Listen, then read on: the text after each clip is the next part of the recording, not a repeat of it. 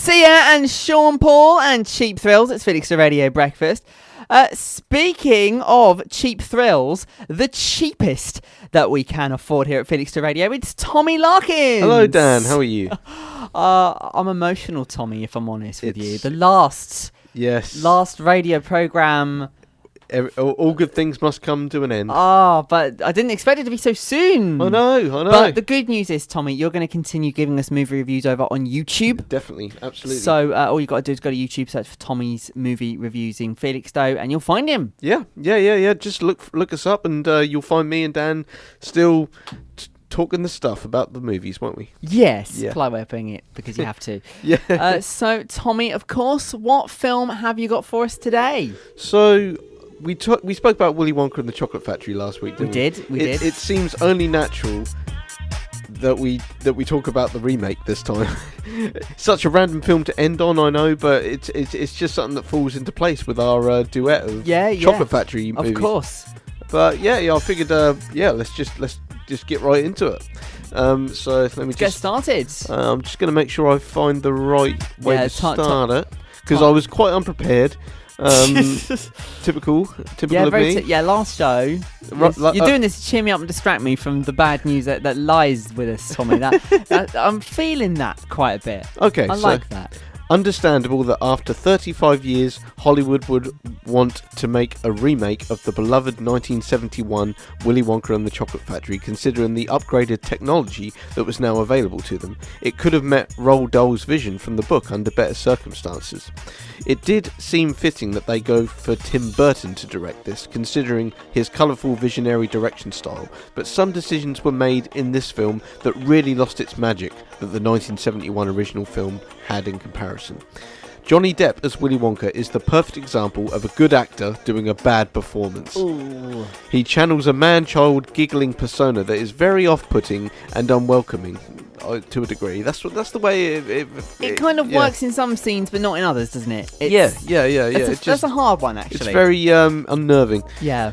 Considering Tim Burton wanted wrestler-turned-actor Dwayne "The Rock" Johnson to portray Willy Wonka, that film. If Dwayne Johnson had played Willy Wonka, I'd have been down for that. Let me tell you, that's interesting actually, because obviously Johnny Depp, quite a good actor. Very good in one of your favourite Pirates of the Caribbean. In all that, and then to get that kind of response out of you, that's interesting for me. Dwayne Johnson, can you imagine how hilarious that would be? This action style. He's a little bit over, broad shoulders. Can you see him trying to fit into like a suit jacket? I even writ on here, Dwayne "The Rock" Johnson to portray Willy Wonka. That film would have been crazy. I want to see a Willy Wonka with bulging biceps trying to escape his burgundy jacket, cooking up chocolate in the chocolate factory, singing "Can you smell what Willy Wonka is cooking?" instead of the Rock Well, one. Be careful what you wish for, because you're saying this now. Who knows? That might be the next. I'd be down for it. That might be the latest. But yeah, Johnny Depp's performance is wacky and in no charming way like Gene Wilder. R.I.P. Love Gene Wilder. And all of the kids and parents are in no way memorable like they were in the original. Yeah. It was an interesting take for composer Danny Elfman to make the Oompa Loompa songs different and to make them different genres as well. What with Augustus Gloop's song being Bollywood driven, Violet Beauregard's song being 1970s punk, Veruca Salt's song being 1960s psychedelic, and then Mike TV's song being hard rock like Queen. But you see, you can't get away from Oompa Loompa Doo-ba-dee-doo. See, that's that's still the the best bit. I did enjoy the visual elements of the chocolate room. The chocolate river was actually chocolate in this film, and not some grotty brown water that the 1971 movie could barely afford for its time.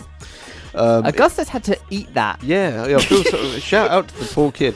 It was interesting to find out about Willy Wonka's childhood and Christopher Lee portraying his strict dentist father. He did well in this film. I like that twist. That was great. I love Christopher Lee as well. He's one of the underrated. Oh, Did you know he's also a musician? musician. Yeah, he was like a heavy metal musician in his late 90s. He's a really hidden talent, is Christopher I mean, he's Lee. passed away now, sadly, but Yeah. I mean, my God, what a legend he was. Yeah, absolutely. And he's also in my favourite film, Lord of the Rings.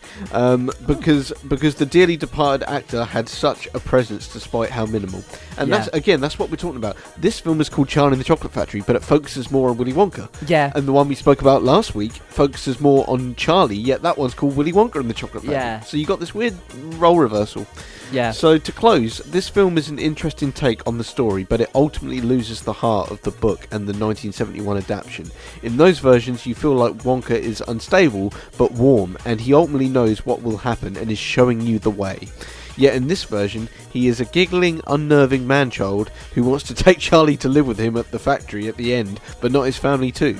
Just the two of them. I mean, it's just a bit unnerving, you know, in comparison to the original where it's a lot more family friendly as such, you know, and that's the way I'd like to end this review on, you know. Because Mr. Wonka in the first one with Gene Wilder, that was more of a, you weren't really very scared of Willy Wonka, whereas in this one it's a bit, he's a bit of a shifty character. I think in both versions you are scared of Willy Wonka in both, but you trust Gene Wilder. Yes. Yeah, that's probably the best way to look at it. You don't really trust the performance of Johnny Depp. It's just too unnerving. But the Gene Wilder one, it's a milestone cinematic performance, if you ask me. And that's why I've got to reward this film a mere 2 out of 5 stars, Dan.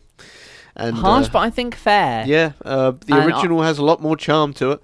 And it's sad that we've got to end on that note. But guys, please do tune into our YouTube channel, because we will be talking more about a lot more positive films down the line across this year. Absolutely. Now, I just want to say, Tommy, obviously for the last time on Felixstowe Radio, I've got to try my best not to cry here. This is my mission this morning. Do not cry on the radio in front of everybody in Felixstowe. Tommy, thank you so much for all the reviews you've given us over the years on Felixstowe Radio.